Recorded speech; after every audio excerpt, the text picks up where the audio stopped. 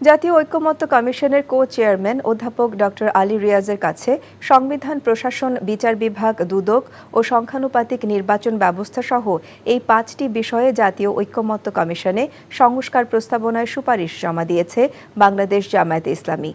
এর ফলে রাষ্ট্র সংস্কার ইস্যুতে ঐকমত্য কমিশনের বৈঠকে ১৬৬টি সুপারিশের মধ্যে ১২০টিতে ঐকমত প্রকাশ করেছে এলডিপি।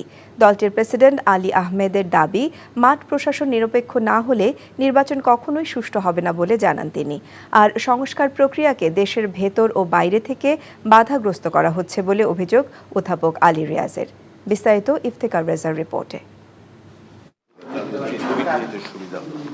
জামায়াত সেক্রেটারি জেনারেল মিয়া গোলাম পরওয়ারের নেতৃত্বে ৩ সদস্যের একটি প্রতিনিধি দল জাতীয় সংসদে কমিশন কার্যালয়ে গিয়ে প্রফেসর আলী রিয়াজের হাতে সুপারিশ তুলে দেন। সংখ্যানুপাতিক পদ্ধতিতে নির্বাচনের বিষয়টি অন্তর্ভুক্ত করেছে জামায়াত জানিয়ে মিয়া গোলাম পরওয়ার বলেন, জাতীয় নির্বাচন নিয়ে জামায়াত কোনো সময় বেঁধে দেয়নি।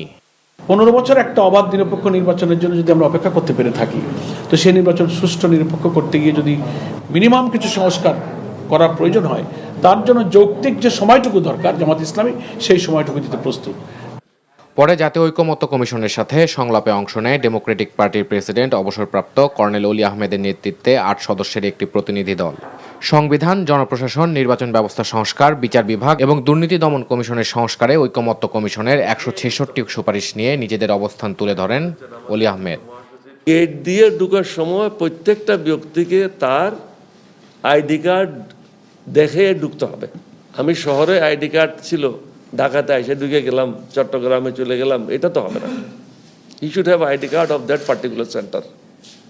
তারপর নেক্সট হলো that he will produce the ID card in front of presiding officer.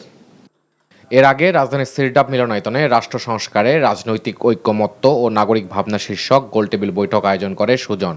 বর্তমান ব্যবস্থায় স্বৈরতন্ত্র ঠেকানোর কোনো উপায় নেই জানিয়ে আলী রিয়াজ বলেন, রাষ্ট্রের কাঠামোগত পরিবর্তন ছাড়া যত ভালো নির্বাচনই হোক না কেন পুনরায় আগের অবস্থায় ফিরে যাবে দেশ। বাইরে থেকে হচ্ছে, ভেতর থেকে হচ্ছে, এই অর্থে যে যারা মনে করেন যে এইরকম কাঠামো অব্যাহত রাখা দরকার, বিশেষ করে যারা পরাজিত শক্তি তারা এটা মনে করে। ফলে আপনাদের দায়িত্ব হচ্ছে, আপনাদের কাছে আমার অনুরোধ হচ্ছে, আপনারা এই বিষয়গুলোকে নজরে রাখুন। পর্যায়ক্রমে ৩৮টি দলের সাথে অনুষ্ঠিত হবে জাতীয় ঐকমত্য কমিশনের এ সংলাপ।